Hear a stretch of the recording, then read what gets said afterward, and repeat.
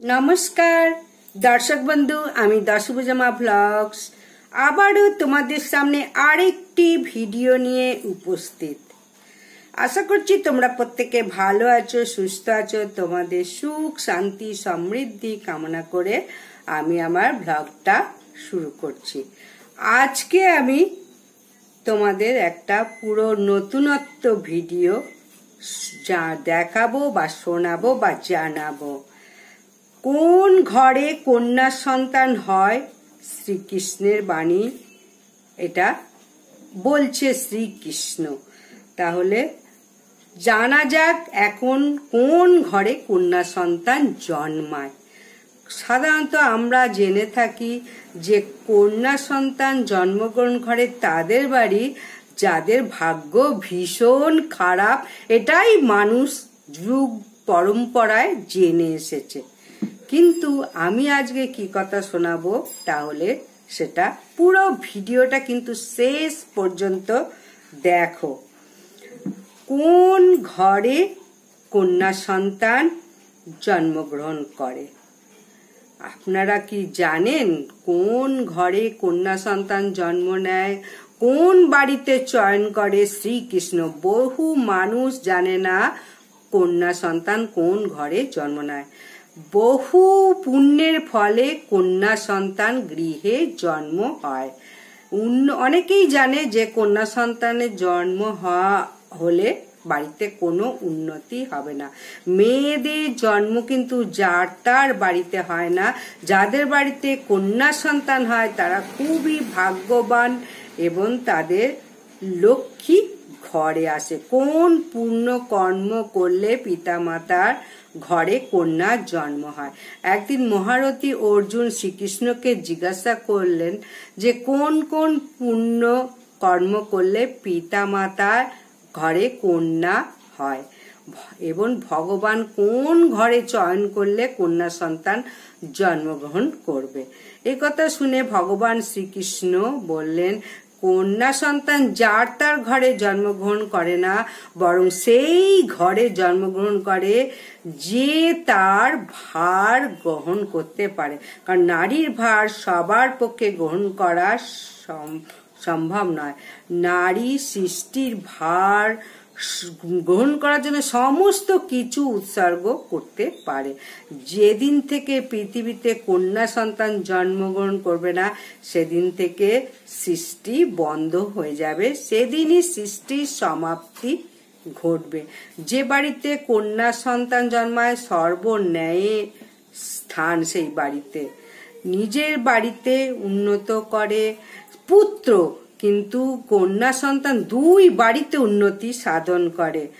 এই যে একটা কথা শুনেছ, কন্যা সন্তান নাকি পিণ্ডদান করতে পারে না, এ কথাটা কি সম্পূর্ণ সত্য? সত্য নয়। কারণ রামায়ণে সীতা রাজা দশরথের মৃত্যুর পর সীতা দেবী পিণ্ডদান করেছিলেন রাজা দশরথের, যার ফলে দশরথ স্বর্গপ্রাপ্তি হয় এবং মুক্তি লাভ করে। আমাদের শাস্ত্রে বলা হয়েছে একটি মেয়ে বাবার পিণ্ডদান করতে পারবে এবং কোনো শ্বশুর বাড়িতেও যদি কোনো পুত্র না থাকে তাহলেও সে পিণ্ডদান করতে পারবে শ্বশুর বাড়িতেও। যাদের বাড়িতে একের বেশি কন্যা জন্মগ্রহণ করে তারা আরো বেশি ভাগ্যবান। ভগবানের সবার ঘরে কন্যা সন্তান দেয় না, তার ঘরেই কন্যা সন্তান দেয় যে যিনি লালন পালন করতে পারবেন। কন্যা সন্তানের কথা সমস্ত দায়িত্ব পালন করতে পারবে এবং শিক্ষা দান করতে পারবে, সঠিক ভাবে রাখতে পারবে, তাদের বাড়িতেই কন্যা সন্তানের জন্মগ্রহণ করায় ভগবান। কারণ ভগবান বলেছিলেন রানীর ভার সবাই নিতে পারে না। নারীর রহস্য একটা বিরাট রহস্য, নারীর জন্ম। এই সমগ্র সৃষ্টি করতে ভগবানের সময় লেগেছিল মাত্র একদিন, কিন্তু নারীকে সৃষ্টি করতে ব্রহ্মাজির 7 দিন সময় লেগেছিল। 7 দিন বললেও ভুল হবে, তারও বেশি সময় লেগেছিল। নারী সৃষ্টি করতে ব্রহ্মাজি কেন ঘাবড়ে গিয়েছিলেন। কেন 7 দিন সময় লাগার পরেও নারী রচনা সম্পূর্ণ হয়নি? তখন দেবদূতরা অধৈর্য হয়ে জিজ্ঞাসা করেছিলেন, প্রভু, আপনি সম্পূর্ণ সৃষ্টিকে একদিনে রচনা করেছেন, তাহলে নারী সৃষ্টিতে এত দেরি কেন? তখন ব্রহ্মা বললেন, এটি আমার সব থেকে গুরুত্বপূর্ণ এবং চমৎকারী সৃষ্টি, এর জন্য আমার এত দেরি হচ্ছে। এই রচনা আমার এতটাই অদ্ভুত যে খারাপ থেকে খারাপ সময়ও এই নারীরাই সবাইকে খুশি রাখতে পারবে। সে পরিবারকে খারাপ সময় শক্তি প্রদান করতে পারে, একসাথে সে 10টা কাজ করতে পারবে, ক্লান্ত হয় না। সমস্ত দায়িত্ব সে এক হাতে করে, মাতা পিতা সন্তান সকলের দায়িত্ব এক হাতে পালন করে। আমাদের মা তার একটা বড় উদাহরণ। অসুস্থ হয়ে গেলেও মা নিজের কথা ভাবে না। এই করুণাময়ী মা যখন সন্তানের বিপদ দেখে তখন চণ্ডী রূপ মা দেবী দুর্গার রূপ ধারণ করে এবং কাউকে ভয় পায় না। এই কথা শুনে দেবতারা অবাক হয়ে ব্রহ্মাজিকে জিজ্ঞাসা করে, হে প্রভু, এত কাজ নারীরা কি 2 হাতে করতে পারবে? তখন ব্রহ্মাজি বলেন, হে বৎস, এটাও ভুলো না যে নারী আমার সব থেকে গুরুত্বপূর্ণ রচনা, তার কাজে কিন্তু কোনো কাজই অসম্ভব নয়। তখন দেবতারা বলেন, নারীর চোখ থেকে জল পড়ছে কেন? তখন ব্রহ্মাজি বললেন যে এটাই সব থেকে বড় শক্তি, যা দিয়ে সবকিছু জয় করতে পারবে। অশ্রু হচ্ছে নারীর করুণার প্রতীক। কি অদ্ভুত রচনা! দেবতারা বললেন, এর মধ্যে কোনোটারই কমতি নেই। তখন ব্রহ্মাজি হেসে বললেন, না বৎস, একটি কমতি রয়েছে। সেটা হলো নারীরা নিজের কখনো গুরুত্ব বুঝতে পারে না। হিন্দু ধর্মে নারীকে দেবীর অংশ বলা হয়। নারীকে মা দেবী, অন্নপূর্ণা, মাতা লক্ষ্মীর অংশ বলা হয়। নারী ছাড়া সম্পূর্ণ বাড়ি সৃষ্টিও পরিপূর্ণ অসম্ভব।